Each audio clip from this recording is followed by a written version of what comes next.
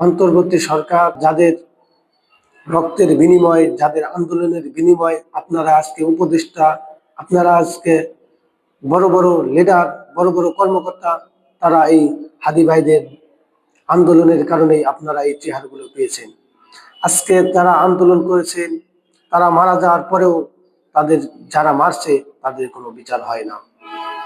প্রথম আলো ডেইলি স্টারকে ভাঙ্গা নিয়ে হাদি ভাইয়ের মৃত্যুর পরে খুব প্রথম আলো ডেইলি স্টার ভারতীয় দালাল এটি নিয়ে মানুষ একটু আক্রোশে আগুন জ্বালিয়েছে, পুড়াইছে। এটা স্বাভাবিক ঘটনা, কারণ এই প্রথম আলো হাজার হাজার মানুষের জীবনকে নষ্ট করে দিয়েছে, পরিবারকে ধ্বংস করে দিয়েছে।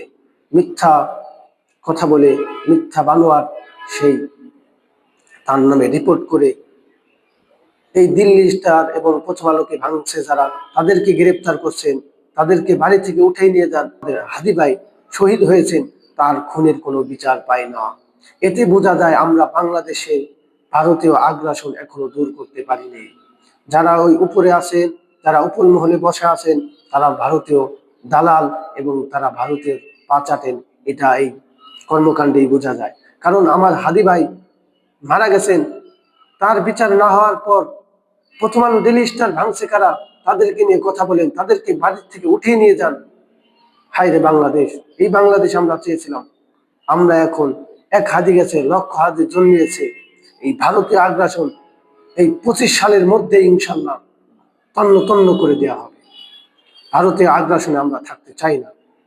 হাদি ভাইয়ের মতন মানুষকে প্রকাশ্যে গুলি করে চলে গেল, আর বাংলাদেশ, আমার সোনার বাংলাদেশ, তাদের কিছুই করতে পারলো না। এই সোনার বাংলাদেশ আমরা চাইনি। এই 24 আন্দোলন আমরা এর জন্য করিনি।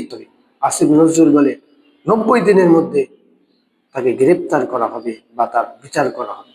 আরে অথর্ব, তুই কি 90 দিন থাকবি? তুই তো 90 দিনও থাকবি না। তুই তার কিভাবে তুই 90 দিনের মধ্যে তার বিচার করবি? আমাদের বুকটা ফেটে যায়, কান্নায় অশ্রুতে ভিজে যায়। ধিক্কার জানাই এই সোনার বাংলাদেশকে। যাদেরকে ধরা উচিত ছিল, যাদেরকে আইনের আওতায় এনে ফাঁসি বা প্রকাশ্যে তাকে গুলি করে হত্যা করা উচিত ছিল, আজকে তারা বহাল তবিয়তে ঘুরে বেড়ায়, আর আমরা জুলুমের শিকার হই। এমন সোনার বাংলাদেশ আমরা চাইনি।